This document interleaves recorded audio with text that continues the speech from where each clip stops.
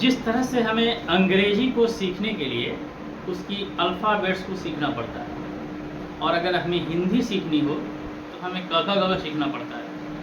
हमें गिनती सीखनी हो तो हमें 1 से लेकर 100 तक की गिनती के लिए बेसिकली 1 से 10 तक की गिनती को पहले सीखना पड़ता है।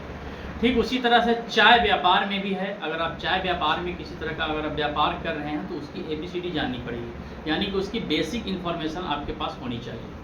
तो चाय बिजनेस में ग्रेडिंग का एक बहुत ही महत्वपूर्ण स्थान है, और ग्रेडिंग कुछ नहीं है, बस एक साइज है, लेकिन उसका अपना एक इम्पोर्टेंस है और उसकी अपनी एक फीचर्स है जिसकी वजह से अलग अलग ग्रेड बनाए गए।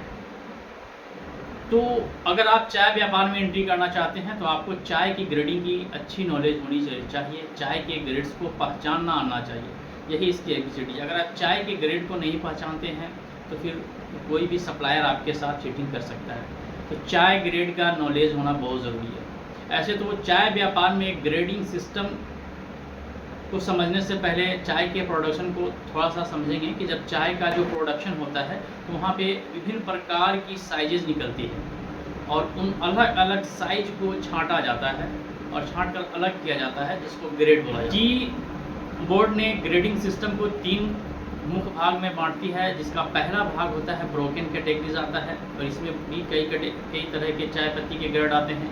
फिर एक फाइनिंग कैटेगरीज आता है, और तीसरा जो सबसे लास्ट आता है डस्ट कैटेगरीज आता है। अब कैटेगरीज का अलग अलग इम्पोर्टेंस है और उसी के हिसाब से इसको ग्रेडिंग किया गया है। चाय व्यापार में ग्रेड को समझना बहुत इम्पोर्टेंट है, क्योंकि बहुत सी चीज़ें हैं जो ग्रेड के ऊपर भी डिपेंड करती है।